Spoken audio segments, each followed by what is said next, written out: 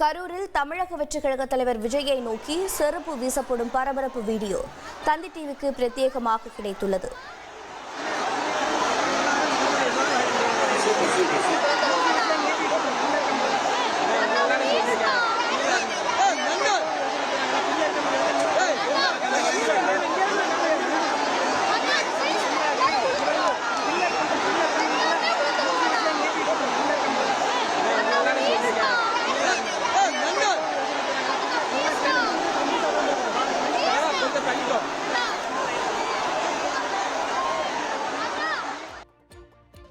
கடந்த 27ஆம் தேதி கரூரில் மக்கள் சந்திப்பு நிகழ்ச்சியின் போது கூட்ட நெரிசலில் விஜய் மீது செருப்பு வீசப்பட்டதாக புகார் எழுந்தது.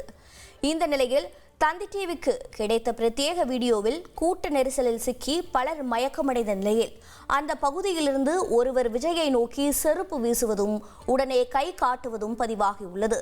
மற்றொரு நபர் தேங்காய் எடுத்து வீசும் காட்சிகளும் இடம்பெற்றுள்ளது. இன்னொரு நபர் தண்ணீர் பாட்டில் எடுத்து வீசும் காட்சிகளும் அதில் இடம்பெற்றுள்ளது. கரூர் கூட்ட நெரிசல் சம்பவம் எதிரொலியாக தவிக தலைவர் விஜய்க்கு வழங்கப்படும் மத்திய போலீஸ் பாதுகாப்பை அதிகரிக்க மத்திய அரசு திட்டமிட்டுள்ளதாக தகவல் வெளியாகியுள்ளது. கரூரில் குண்டர்கள் தாக்க முயற்சி செய்ததாகவும் பாதுகாப்பு குறைபாடு இருந்ததாகவும் மெட்ராஸ் உயர்நீதிமன்ற மதுரை அமர்வில் தவிக பொதுச் செயலாளர் ஆனந்த் வழக்கு தொடர்ந்துள்ளார். இதன் எதிரொலியாக விஜயின் ஒய் பிரிவினரின் பாதுகாப்பு செயல்பாடுகள் குறித்து உள்துறை அமைச்சகம் பாதுகாப்பு அதிகாரியிடம் விளக்கம் கேட்டுள்ளது. தவிக தலைவர் விஜயின் மக்கள் சந்திப்பு கூட்டங்களில் பாதுகாப்பு குறைபாடு இருந்ததா என்றும் விஜயின் ஒய் பிரிவு பாதுகாப்பு அதிகாரியின் செயல்பாடுகள் திருப்திகரமாக இருந்ததா எனவும் கேள்வி எழுப்பப்பட்டுள்ளது.